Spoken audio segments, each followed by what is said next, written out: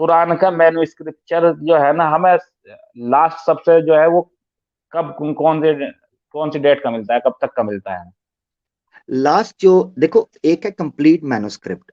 Complete manuscript جو ہیں اس کے اوپر ڈاکٹر حمید اللہ صاحب نے عربی کے اندر ایک مقالہ لکھا ہے کہ انہوں نے گھوما اور آرتھر جیفری کا انہوں نے رد کیا، ایک آرٹیکل ہے ٹھیک ہے، اس کے اندر انہوں نے کافی ٹریس بیک کیا ہے.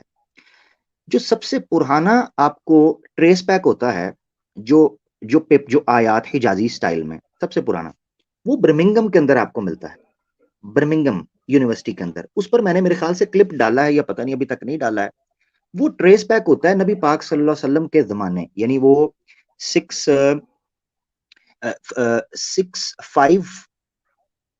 سم تھنگ سے لے کے 6 سم تھنگ تک، یعنی 5ویں عیسوی کی بات کر رہا ہوں. یعنی یہ وہ ٹائم ہے جب نبی پاک صلی اللہ علیہ وسلم کی پیدائش ہوئی، یعنی 570 عیسوی میں 570 عیسوی میں اللہ کے رسول کی پیدائش ہوئی ہے اور 632 یا 33 کے اندر آپ کی وفات ہو گئی ہے. یہ اس ٹائم پیریڈ کا ہے. اور برمنگم یونیورسٹی کا جو اسکالر ہے جو کہ کرسچن ہے بائی فیتھ آلموسٹ، وہ یہ بات کرتا ہے کہ بھائی یہ جو اس کی کاربن ڈیٹنگ کی گئی ہے وہ ٹریس بیک ہوتا ہے، اس چیز کے اوپر تصدیق ہوتی ہے کہ جس بندے نے یہ لکھا ہے، یعنی جو اس کا کاتب ہے، وہ بندہ نبی پاک صلی اللہ علیہ وسلم کو ڈائریکٹ سنا ہوگا، ان سے ملا ہوگا اور ان کے زمانے میں رہا ہوگا. یہ 3 باتیں کہی ہیں اس نے، میرے پاس کلپ پڑا ہے ٹھیک ہے نا، برمنگم یونیورسٹی کا جو اسکالر. اور پھر انہوں نے اس حجازی ٹیکسٹ کو لا کر پڑھایا بھی ٹھیک ہے. اچھا اب ایک بڑا امپورٹنٹ پوائنٹ ہے جس کو مینوسکرپٹ کے حوالے سے ہم تو یہ ہے نبی پاک صلی اللہ علیہ وسلم تک اس کا ٹریس، اس مینوسکرپٹ کا جو برمنگم مینوسکرپٹ موجود ہے اس کا پہنچتا ہے. اس پہ یہ اعتراض اٹھتا ہے کہ وہ کمپلیٹ نہیں ہے، کمپلیٹ نہیں ہے. مسئلہ اصل میں یہ پڑ جاتا ہے کہ کمپلیٹ نہ ہونے کی وجوہات کسی مینوسکرپٹ کے اپنی اصل حالت میں کمپلیٹ نہ ہونے کی ملٹیپل ریزنز ہو سکتی ہیں، کیونکہ یہ تعلق ریسرچ سے تعلق رکھتا ہے. مینوسکرپٹ ٹریس ہونا اور اس مینوسکرپٹ کا اس ڈیٹ میں کنفرم ہونا جس میں نبی پاک صلی اللہ علیہ وسلم زندہ رہے ہیں، آپ کا زمانہ رہا ہے، نمبر 1. نمبر 2 یہ کنفرم ہونا کہ یہ اس ٹیکسٹ کے اندر ہے، حجازی ٹیکسٹ کے اندر، جو ٹیکسٹ اس زمانے کے اندر عربک لکھے جانے کا تھا، نمبر 2. نمبر 3 کہ یہ ٹیکسٹ جو مینوسکرپٹ ملا ہے چاہے وہ کمپلیٹ قرآن کا نہیں ہے مگر جتنا ملا ہے اس میں بھی ایک حرف نہ اوپر ہے نہ ایک حرف نیچے ہے آج کے قرآن کے ساتھ جب اس کو ٹیلی کیا گیا، کیونکہ اسکالرز کو بلایا گیا، اسلامک اسکالرز. یہ 3 پوائنٹ ہے جو بڑے امپورٹنٹ ہے. اب آ جاتا ہے چوتھا اصل اصولی پوائنٹ قرآن کی ریسرچ اور قرآن کی پریزرویشن کے حوالے سے. قرآن کی پریزرویشن میں سب سے امپورٹنٹ پوائنٹ جو ہے وہ یہ ہے، ہم قرآن کی حفاظت کو 2 طرح سے مانتے ہیں. نمبر 1 اس کے حفظ کے ساتھ اور نمبر 2 اس کی کتابت کے ساتھ. حفظ کا مطلب یہ ہے جو بڑا معلوم ہے سب کو، ہاں حفظ کیا گیا، صحابہ نے حفظ کیا، پورے کا پورا قرآن حافظ تھے. اسی طریقے سے کتابت بھی ہوتی تھی. میں نے ایک ویڈیو ڈالی ہے واضح آفیشیل کے اوپر، غالباً 1 سے 1.5 گھنٹے کی ہے، کمپائلیشن آف قرآن. غالب کمال نے ایک پروگرام کیا تھا، اس کے جواب کے اندر ہم نے اس کے اوپر بات کی تھی. اس میں نے ڈیٹیل سے ایکسپلین کیا تھا کہ احادیث کثرت کے ساتھ اس بات کا اشارہ کرتی ہیں کہ نبی پاک صلی اللہ علیہ وسلم نے اپنے زندگی کے اندر سارے کے سارے قرآن کو نہ صرف یہ کہ لکھوا دیا ہوا تھا بلکہ جو ترتیب تھی وہ بھی دے دی ہوئی تھی. امام رازی نے تفسیر مفاتیح الغیب، جس کو تفسیر کبیر بھی کہتے ہیں، اس کے اندر بھی اس قول کو نقل کیا ہے کئی صحابہ سے کہ نبی پاک صلی اللہ علیہ وسلم کے زمانے میں قرآن مکمل طور پر لکھا جا چکا تھا اور آپ نے اس کی ترتیب بھی بتا دی تھی. اور یہ صرف تفسیر کی بات نہیں کر رہا، متعدد روایات سے پتہ چلتا ہے کہ جس میں حضرت عثمان رضی اللہ عنہ کا ایک قول ہے، اور جس میں پتہ چلتا ہے کہ اللہ کے رسول جب بھی قرآن نازل ہوتا تھا اللہ کے رسول ہمیں بتاتے تھے اس آیت کو، اتنے رکوع کو، اس سورت کو اس جگہ پر رکھو، اس کو اس سے پہلے رکھو، اس کو اس سے بعد میں رکھو. یہ آپ اللہ کے رسول خود بیان فرمایا کرتے تھے. ٹھیک ہے، یہ چیز آپ کو پتہ چلتی. تو مقصد کہنے کا یہ ہے قرآن کی اولین حفاظت حفظ کے ساتھ تھی، میموری کے ساتھ، اور نمبر 2 پر کتابت. ان دونوں چیزوں کے ساتھ قرآن کی حفاظت ہم ثابت کرتے ہیں پورے لنک کے ساتھ. تو یہ ہے قرآن کی حفاظت کا بریفلی معاملہ. جی معین بھائی. جی بس اچھا، بہت شکریہ. اچھا ایک آخری سوال اگر جواب دو گے یا پھر کبھی دے دینا، کیا سیدنا عثمان رضی اللہ تعالیٰ عنہ نے قرآن کریم کی جو دوسرے وہ تھی یعنی 7 حروف جو تھے ان میں سے جو دوسری قرات تھی ان کا نسخے جلوا دیے تھے؟ دیکھو حضرت عثمان رضی اللہ تعالیٰ عنہ نے ریاستی سطح کے اوپر ایک ایسے مصحف کو کمپائل کروایا تھا جس میں تمام قراتیں شامل ہو جائیں.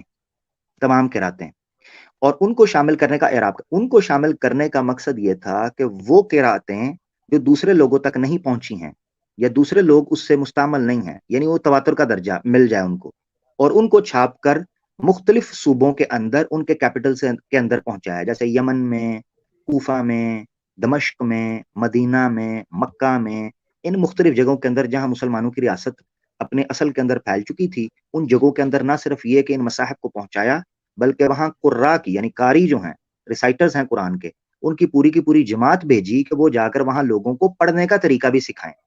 اب اس کی حکمت کیا تھی؟ حکمت یہ تھی کہ قرآن کی وہ قراتیں جو کہیں درج نہ ہونے کی وجہ سے یا ایک جگہ پر اکٹھا نہ ہونے کی وجہ سے مفقود ہو جائیں گی، ان قراتوں کو ایک قرآن کے اندر جمع کر لیا جائے۔ اچھا، نمبر ایک، قرات کیسے کام کرتی ہے، یہ بھی ایک چیز ہے۔ اگر تو یہ سوال یہ ہے کہ حضرت عثمان نے ان کو جلوا دیا تھا، بالکل یہ روایت آپ کو ملتی ہے کہ انہوں نے جلوا دیا تھا ان کو، اور اس کا مقصد کیا تھا؟ مقصد یہ تھا کہ وہ قراتیں جو مختلف مصاحف کے اندر موجود ہیں اور لوگ صرف انہی کے ساتھ موجود ہیں اور آپس میں جھگڑ رہے ہیں، بخاری شریف کے اندر حدیث ہے نا، یہ ساری لمبی ہے، بخاری شریف کے اندر حدیث ہے کہ صحابہ کرام جب یہ آذربائی جان کی طرف لڑائیاں چلنا شروع ہوئی ہیں، تو اس لڑائیوں کے دوران صحابہ کرام میں یا تابعین میں قرات کے موقع پر آپس میں جھگڑا ہوا۔ ایک کہنے لگے نہیں اللہ کے رسول سے یہ ثابت ہے، ایک کہنے لگے نہیں یہ ثابت ہے۔ اس کی وجہ یہ ہے کہ ان لوگوں تک اس کی سند نہیں پہنچی تھی قرات کی یا قاریوں کی، اور دوسرے لوگوں تک دوسروں کی نہیں پہنچی تھی۔ یہ واقعہ خود نبی اس طرح کا واقعہ ملتا جلتا خود نبی پاک صلی اللہ علیہ وسلم کے زمانے میں بھی ہے، اور یہ بھی روایت بخاری شریف کے اندر ہے۔ حضرت عمر فاروق مسجد نبی میں داخل ہوتے ہیں، ایک صحابی قرآن کی تلاوت کر رہے تھے، حضرت عمر فاروق کو لگا کہ جناب یہ تو غلط قرآن پڑھ رہے ہیں، تو انہوں نے ان کو نماز ختم کی اور ان کو پکڑا اور اللہ کے رسول کے پاس لے گئے بڑے غصے میں، اور اللہ کے رسول کو کہا اللہ کے رسول جس طرح قرآن آپ نے ہمیں سکھایا تھا یہ تو ویسے نہیں پڑھ رہے۔ تو اللہ کے رسول نے کہا مجھے سناؤ۔ جب ان صحابی نے اللہ کے رسول کو سنایا تو اللہ کے رسول نے کہا بالکل ٹھیک پڑھا۔ اب عمر نے جب سنایا رضی اللہ عنہ، تو جو عمر رضی اللہ عنہ نے سنایا اللہ کے رسول نے کہا تم نے بھی ٹھیک سنایا۔ جب یہ بات کنفرم ہو گئی تو اللہ کے رسول نے یہ چیز کنفرم کی کہ قرآن کو نازل کیا گیا ہے 7 احرف کے اوپر، ایک لمبا ہے۔ احرف اور قرات کے اندر کیا فرق ہے؟ آسان لفظوں میں اگر آپ نے سمجھنا ہو تو اس کو اس طریقے سمجھ سکتے ہیں کہ قرآن 7 احرف پر نازل کیا گیا ہے، اور اس کے پیچھے جو علت تھی وہ اللہ کے رسول نے بخاری شریف کے اندر حدیث ملتی ہے کہ آپ نے فرمایا کہ مختلف قبیلے کے لوگوں کو لہجے کی وجہ سے، ڈائلیکٹ کی وجہ سے، اپنے جو انداز الفاظ کی ادائیگی ہے، پرناؤنسیشن ہے، اس وجہ سے مشکلات پیش آ رہی ہیں۔ اس میں کچھ بچے ہیں، کچھ بوڑھے ہیں، کچھ عورتیں ہیں، کچھ پڑھے لکھے ہیں، کچھ کم پڑھے لکھے ہیں، وہ مختلف طریقے سے قرآن کو پڑھتے ہیں، تو اس کی وجہ سے مشکل پیش آتی ہے۔ اللہ نے سہولت کے لیے قرآن کو 7 مختلف قراتوں کے اندر پڑھنے کی اجازت دے دی۔ گویا اس کا مطلب یہ تھا کہ ان قرات اصولی طور پر قریش کی قرات پر نازل ہوا تھا، یعنی اصل جو ہے وہ قریش کی قرات پر نازل ہوا تھا، مگر اللہ کے رسول پاک صلی اللہ علیہ وسلم کو امت کی سہولت کے لیے یہ کر دیا گیا کہ آپ 7 قراتوں کے اوپر، 7 احرف کے اوپر، 7 احرف، 7 احرف کے اوپر پڑھ سکتے ہیں۔ سوال یہ اٹھتا تھا قرات کہاں سے آئی؟ کیونکہ 7 کا تو ملتا ہے احرف کا، تو قراتیں جو ہیں وہ تقریباً 12 تک پہنچتی ہیں۔ بعض نے تو جو احاد کی قراتیں ہیں وہ تقریباً 17 تک پہنچائی ہیں، بعض 20 کی بات بھی کرتے ہیں، مگر 12 تک تو مشہور مانی جاتی ہیں۔ قرات 7 عشر، 17 کہتے ہیں اور 12 عشر بھی کہتے ہیں، ٹھیک ہے۔ قراتیں کیسے تشکیل پاتی ہیں یہ سمجھنا بڑا ضروری ہے۔ ہوتا یہ ہے کہ احرف 7 ہیں، اب 2 احرف کا کمبینیشن ایک نئی قرات کو جنم دیتا ہے، اس کو کہتے ہیں قرات، ٹھیک ہے۔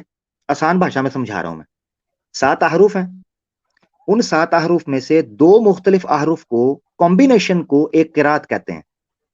تو 7 مختلف احرف کے مختلف کمبینیشن کو قرات کے جنم کرنے کی وجہ سمجھتے ہیں، وہ قرات جنم لیتی ہے۔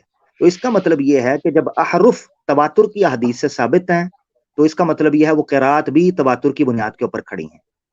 اس کے علاوہ یہ بھی ثبوت دیا جاتا ہے کہ جتنے قرات ہیں وہ ان قراتوں اور احرف کے کمبینیشن کی، یعنی لوگوں کی سہولت اور آسانی کے لیے کہ جس کو جو احرف آسانی سے سمجھ آتا ہے، یعنی مثال کے طور پر اس کی یوں سمجھ لیں، آپ نے دیکھا ہوگا کہ بچے جب قاریوں سے پڑھتے ہیں بچپن کے اندر تو وہ ایک لفظ کی اس قاری کے خاص انداز میں پروننسیشن میں اس کو سیکھ لیتے ہیں، وہ اسی طرح پڑھتے ہیں، پھر قاری چینج ہو جاتا ہے، قاری چینج ہو جاتا ہے تو وہ کسی دوسرے ورڈ کی پروننسیشن اپنے طریقے سے سکھاتا ہے جو اس نے کسی اپنے استاد سے پڑھی ہوتی ہے۔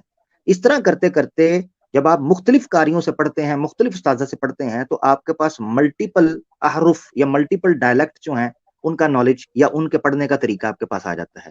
اس بنیاد کے اوپر قراءتیں جنم لیتی ہیں. تو یعنی یہ ہے کہ قراءات احرف جو ہیں وہ تواتر سے ثابت ہیں اللہ کے رسول سے، اور قراءات ان تواتر کے اوپر کھڑی ہیں.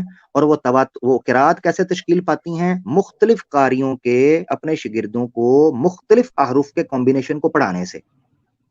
ٹھیک ہے، یہ ہے اس کی ساری بنیاد. مثال کے طور پہ امام عاصم ہیں یا امام حفص ہیں، ان دونوں کے بارے میں یہ ہے کہ انہوں نے مختلف قاریوں سے پڑھا اور ان کی سند پیچھے نبی پاک صلی اللہ علیہ وسلم تک جاتی ہے. جب نبی پاک صلی اللہ علیہ وسلم سے ان تک سند پہنچی تو جن قاریوں نے ان کو پڑھایا انہوں نے مختلف قراتوں کے کمبینیشن بھی ان کو پڑھایا اور سندوں کے ذریعے پڑھایا. اب کچھ لوگ اعتراض کرنا شروع، امام حفص کے اوپر تو جرح موجود ہے. وہ جرح روایتوں کے اوپر اگر موجود ہے دیٹ ڈزنٹ مین کہ ان کو قرات کا امام نہیں کہا جاتا. اس کی وجہ یہ ہے کہ کئی ان لوگوں نے جنہوں نے جرح کی ہے انہوں نے ساتھ آگے لکھا ہے کہ قرات کے اندر یہ مستند مانے گئے ہیں امام حفص جو ہیں. تو اس طرح کی بہت سی ڈیٹیل کے اندر باتیں ہیں، خیر جن کو سمجھنا ضروری ہے کہ حضرت امام جو حضرت عثمان رضی اللہ تعالیٰ عنہ نے یہ کیوں کیا. بہرحال میں اس چیز کو مانتا ہوں کہ قرآن کمپائل اللہ کے رسول پاک صلی اللہ علیہ وسلم کے زمانے میں ہو چکا تھا. کچھ لوگ پیج کی اور ان چیزوں کی بات کرتے ہیں تو اس کا ثبوت پیج کا اور ان چیزوں کا ملتا ہے. ابھی ریسنٹلی ہم نے جو بات کی تھی حدیث قرطاس کا مطلب بھی پیپر ہوتا ہے. تو کہتے ہیں جی وہ ہڈیوں پر اور ان چیزوں پر، میں نے پہلے بتایا تھا. اگر آپ نے ویڈیو دیکھنی ہے تو کمپائلیشن آف قرآن والی ویڈیو جو ہے اس کو آپ دیکھیں گے تو میں نے کچھ بنیادی سوالات وہاں پر رکھے تھے. وہ میں نے بھی دیکھا. ہاں، ہڈیوں پر، پتوں پر اور لکڑی پر اس طریقے سے لکھا جاتا تھا تو اس پر کچھ سوالات ہو سکتے ہیں. ہاں، یہ اگر کوئی کہے کہ ابتدائی طور پر پتوں پر، ہڈیوں پر یا لکڑیوں پر لکھا جاتا تھا اور بعد میں فوراً اس کو ٹرانسفر کر لیا جاتا تھا کیونکہ پیپر اتنا فریکوینٹ یا اتنا ایزیلی اویلیبل نہیں تھا مارکیٹس کے اندر جس طرح آج ہے کہ آپ گئے مارکیٹ میں گئے جی کسی بک سٹور کے اندر اور کہا جی ہمیں جناب آپ A4 پیپر دے دیں، فٹافٹ 500 پیپر کا بنڈل اٹھا لائے اور گھر میں اس کے اوپر لکھنا شروع کر دیا. ایسے پیپر اویلیبل نہیں تھا. تو پیپر اویلیبل تھا مگر اس کو ٹرانسفر کرتے تھے. کیونکہ اگر یہ سوال رکھا جائے گا نا تو ایک بڑا اعتراض یہ اٹھتا ہے کہ کیا قرآن کو مدنی دور کے اندر نبی پاک صلی اللہ علیہ وسلم نے ڈاکومنٹس کے اندر اتارا یا مکی کے اندر؟ اور اگر یہ سوال رکھا جائے کہ مکی کے اندر لوگ لکھتے تھے تو کیا ہجرت کرتے ہوئے وہ لکڑیاں، وہ ہڈیاں، وہ پتے، کیا اس کا کوئی ثبوت ملتا ہے کہ انہوں نے اس کو اکٹھا کر کے ہجرت کے وقت سنبھال کے رکھا ہو، لے کے آئے ہوں؟ اس کا ثبوت نہیں آپ کو ملتا. یعنی یہ بہت بڑا ایک آبجیکشن تھا اس سوال کے اوپر کہ انہوں نے ہمیشہ ہی وہ پتوں کے اوپر اور لکڑیوں کے اوپر لکھا رہتا تھا. یہ بات معقول معلوم نہیں ہوتی کہ انہوں نے ایسے ہی لکھ رکھا ہو. یہ کہا جا سکتا ہے کہ جیسے اس کی مثال آپ لے لیں، ایک بڑا سیلیبریٹی گزرتا ہے تو فین جو ہے اس سے آٹوگراف لینے کے لیے آگے بڑھتا ہے اور وہ کہتا ہے آپ کے پاس پیپر ہے؟ سر پیپر نہیں ہے. وہ کہتا ہے پھر کدھر دوں؟ وہ اپنی شرٹ آگے کر دیتا ہے کہ فوراً میں یہ آٹوگراف لے لوں. مجھے یہ معلوم ہوتا ہے کہ چونکہ پیپر اتنا وہاں پر اویلیبل نہیں تھا، مگر تھا اویلیبل لوگوں کے پاس، تو اتنا اویلیبل نہیں تھا. تو جب قرآن کی کوئی آیت کو صورت اترتی تھی تو لوگوں کے پاس جو اس وقت اویلیبل چیز ہوتی تھی وہ اس پر لکھتے تھے مگر اس کو فوراً جا کر ڈاکومنٹ کے اوپر اتار لیتے تھے. تبھی آپ کو پتا چل سکتا ہے. مثال کے طور پر ایک سوال یہ بھی اٹھتا ہے کہ اگر یہ مان لیا جائے کہ وہ ہڈیوں اور پتوں پر ہی ہمیشہ رہا اور حضرت ابوبکر صدیق نے اس کو پیپر کے اوپر اتارا، ٹھیک ہے، یا بعد میں جا کے اتارا، تو سوال یہ اٹھتا تھا کہ اللہ کے رسول کے بارے میں جو یہ حدیث آپ کو ملتی ہے کہ جب بھی کوئی سورت اور قرآن کی آیت نازل ہوتی تھی تو آپ بتا دیتے اس کو یہاں رکھ لو، اس کے آگے رکھ لو، اس کے پیچھے. تو مجھے یہ بتائیں اگر لکڑی اور پتوں اور بے ہنگم چیزوں پر لکھا جاتا تھا تو کس طریقے پر ممکن تھا کہ ایک سورت آئی ہے اس کو آپ نے ایک پتھر پر یا ایک لکڑی پر لکھا اب اور مکمل ہو گیا، اب دوسری سورت جب آپ نے لکھا تو اس کو کیسے وہاں پر رکھیں گے؟ کیسے اس کو اتاریں گے؟ ایک پتے کو پتے سے جوڑیں گے، ایک لکڑی کو لکڑی سے جوڑیں گے، تو کیسے؟ تو یہ بڑا امپورٹنٹ تھا اس چیز کو سمجھنا کہ ہمیں یہ سمجھنا چاہیے کہ اللہ کے رسول پاک صلی اللہ علیہ وسلم نے اپنی زندگی کے اندر قرآن کو نہ صرف یہ کہ ورقے کرتاس کے اوپر اتارا. اچھا، پھر ایک اور بات میں بتا دوں. ایک کتاب ہے نبی پاک صلی اللہ علیہ وسلم کی معیشت، معاش نبوی. یہ ایک انڈیا کے اسکالر ہیں، اوریجنلی حیدرآباد کے، وفات پا گئے، اللہ تعالیٰ ان کی بخشش فرمائے. ایک کتاب ہے معاش نبوی. مجھے نہیں پتا PDF میں ملے گی، میرے پاس ہارڈ کاپی میں نے آرڈر کی تھی آن لائن، میرے پاس آ گئی. کتاب پڑھنے سے تعلق رکھتی ہے، معاش نبوی صلی اللہ علیہ وآلہ وسلم، مکی اور مدنی دور کے اندر. اس کتاب کے اندر پری محمد صلی اللہ علیہ وسلم یعنی نبی پاک صلی اللہ علیہ وسلم سے پہلے عرب کی تجارتی جو یا ٹریڈ کا جو سیکشن ہے اس کو ایکسپلین کیا گیا ہے کہ کس طریقے سے عرب کے اندر نبی پاک صلی اللہ علیہ وسلم سے پہلے ٹریڈ ہوا کرتی تھی. اب ٹریڈ کا مطلب کیا ہے؟ کبھی چاول آ رہے ہیں، کبھی فروٹ آ رہا ہے، کبھی یہاں سے کچھ چیزیں جا رہی ہیں، کبھی وہاں سے چیزیں آ رہی ہیں. اس کو انہوں نے ایکسپلین کیا ہے اس کے اندر. اس میں انہوں نے اشارہ دیا ہے کہ چائنا نے تب تک پیپر انوینٹ کر لیا ہوا تھا، کیونکہ سب سے پہلے ایک ڈائنسٹی ہے جس کو ہان ڈائنسٹی کہتے ہیں، HYAN، ہان ڈائنسٹی. میری نالج کے مطابق دنیا میں سب سے پہلے پیپر جو انوینٹ کیا گیا تھا وہ چائنا کی اس ڈائنسٹی نے کیا تھا، ہان ڈائنسٹی. اس ٹائم میں قبل مسیح کے قریب انہوں نے پیپر کرنسی بھی، کچھ لوگ کہتے ہیں کہ کرنسی بھی کر لی تھی. اچھا، اب اس میں پیپر تو آپ کے سامنے آ گیا تھا اور وہ یوز کر رہے تھے. ہان ڈائنسٹی، کیونکہ آپ کو پتا ہے کہ عرب میں جو تجارت کے قافلے آتے تھے وہ انڈیا کے علاقوں سے بھی اور ماوراء النہر میں افغانستان سے بھی اور ایران کے علاقوں سے بھی اور موجودہ چین کے علاقوں سے بھی لوگ کشتیاں لے کر سوار ہو کر وہ تجارت کیا کرتے تھے. ٹھیک ہے جی. اچھا، اور ساؤتھ انڈیا کا جو کیرلا ہے، ٹھیک ہے، کیرلا ساؤتھ انڈیا میں، یہ بھی بڑا اس کا ذکر ملتا ہے آپ کو پرانی تجارتوں کے اندر جو نبی پاک صلی اللہ علیہ وسلم سے پہلے ہوا کرتی تھیں. اس کا انہوں نے وہاں اشارہ دیا ہے کہ اس چیز کا آپ کو ثبوت ملتا ہے کہ جہاں انڈیا سے کشمش، بادام، اخروٹ، لال مرچی، ہری مرچی، دھنیا، ہلدی، یہ چیزیں مسالے جایا کرتے تھے، وہیں چین سے پیپر بھی جایا کرتا تھا. اس سے اس بات کا ثبوت ملتا ہے کہ وہاں پر پیپر امپورٹ ہوا عرب کے اندر اور پیپر موجود تھا. اس میں ایک کتاب ہے عبد اللطیف رحمانی صاحب، مفتی عبد اللطیف، ان کی کتاب ہے تاریخ القرآن، PDF میں آپ کو اردو کے اندر مل جائے گی. انہوں نے اس بات کا وافی اور کافی ثبوت دیا ہے کہ نبی پاک صلی اللہ علیہ وسلم سے پہلے پیپر عرب کے اندر موجود تھا. ہاں، ان کی کئی باتوں سے اختلاف کیا جا سکتا ہے، البتہ یہ بات تو بالکل مصدقہ ہے کہ نبی پاک صلی اللہ علیہ وسلم کے زمانے سے پہلے ہی پیپر وہاں پر موجود تھا. اس کی ایک اور بڑی دلیل لے لیں کہ عرب میں پیپر موجود تھا. آپ کو یاد ہے کہ نبی پاک صلی اللہ علیہ وسلم کی آمد سے بھی پہلے کچھ بڑے شعراء گزرے تھے، پوئٹ گزرے تھے عرب میں، جنہوں نے 7 بڑے فصیح اور بلیغ مقالہ لکھے تھے، اشعار لکھے تھے، جن کو کہا جاتا ہے سبع المعلقات. ان کو سبع المعلقات اس لیے کہا جاتا ہے، معلق کا معنی ہوتا ہے کسی چیز کو ٹانگنا. تو خانہ کعبہ کی دیوار کے ساتھ وہ 7 مقالے پیپر میں لکھے ٹنگے ہوئے تھے. یہ بھی اس بات کا ثبوت ہے کہ نبی پاک صلی اللہ علیہ وسلم سے پہلے پیپر پہ لکھنا اور وہاں لکھائی ہو کر موجود ہونا یہ وہاں پر کامن تھا اور موجود تھا سبع معلقات کی شکل کے اندر.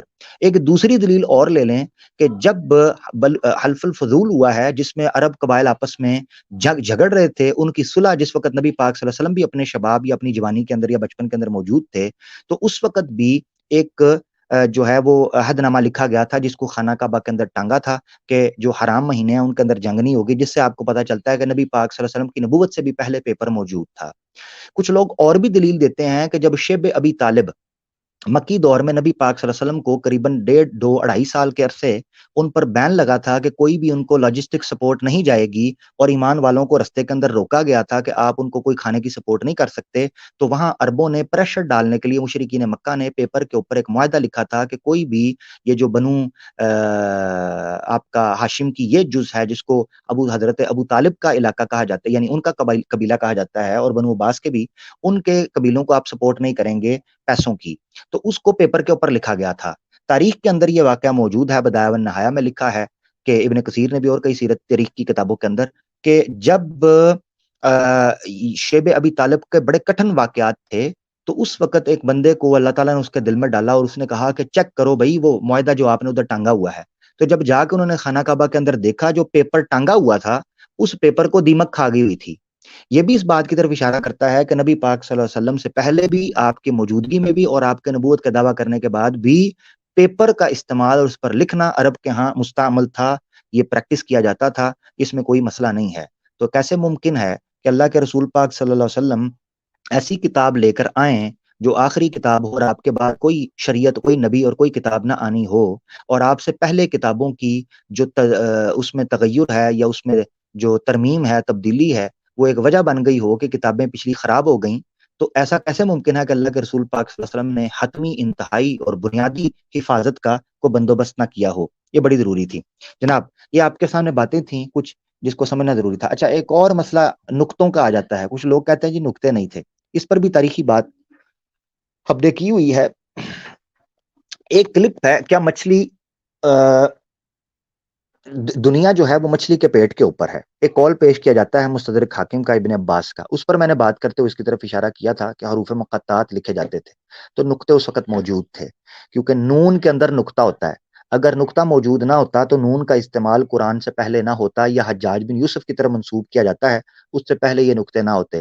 تو نون کا استعمال عرب میں موجود تھا اور وہ لکھا جاتا تھا نقطے کے ساتھ, ٹھیک ہے, یہ اس شکل کے اندر جیسے نقطہ ہوتا ہے, سوری. تو بہرحال یہ بہت ساری باتیں ہیں جو اس کے اوپر تفصیل طلب ہیں, جن کے اوپر بات ہو سکتی ہے کہ نبی پاک صلی اللہ جی علیہ وسلم نے عامر اپنی زندگی یہ ساری چیزیں کروائی. معذرت چاہتا ہوں کافی لمبی بات ہوگی, مگر یہ ضروری تھا ان پر بات کرنا. جی عامر